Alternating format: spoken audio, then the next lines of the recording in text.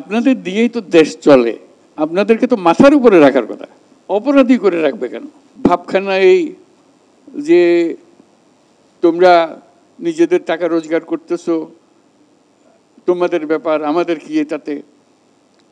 অথচ টাকা যেটা রোজগার করছে এটা বাংলাদেশের জন্য রোজগার হইতেছে, বাংলাদেশে আসতেছে এই টাকা।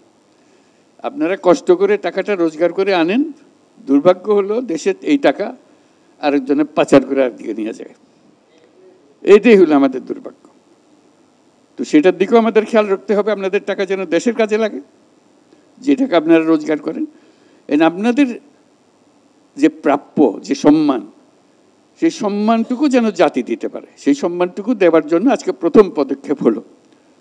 আমরা আশা করি আরও বহু রকমের পদক্ষেপ নেওয়া হবে, যাতে করে আপনারা এখানে এসে মনে করবেন যে আপনি এখানে বাড়িতেই আছেন, শান্তিতে আছেন, সবাই আপনাদের দেখভাল করতেছে, সবাই আপনাদের সেবা শুশ্রূষা করতেছে, আপনার জন্য কোথায় যেতে হবে, কি করতে হবে, হারিয়ে যেতে হবে না। আপনি নিশ্চিন্ত মনে বসে থাকবেন, আপনার প্লেন যেখানে সেখানে আপনাকে নিয়ে যাবে।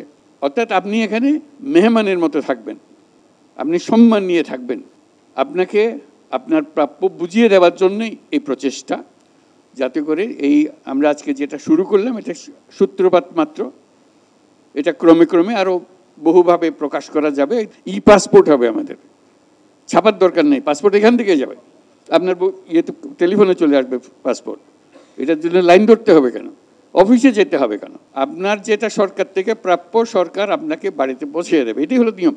সেটা যেন হয়, আপনার যে পাসপোর্ট প্রাপ্য হলে আপনার পাসপোর্ট রিনিউ করতে হলে রিনিউ, যা যা করতে হবে আপনার, সেটার দায়িত্ব হলো সরকারের। তা আমরা সেই ব্যবস্থা করছি যে নিশ্চিন্ত মনে আপনি এখান থেকে বের হতে পারেন, এটা আপনাদের দেশ, সবার দেশ।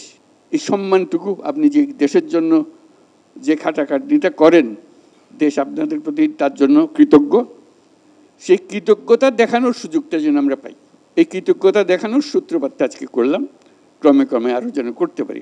আমাদের সর্বোচ্চ প্রচেষ্টা থাকবে আপনারা যারা রেমিটেন্স যোদ্ধা আছেন তারা যেন বাংলাদেশের সকল স্তরে ভিআইপি মর্যাদা পান।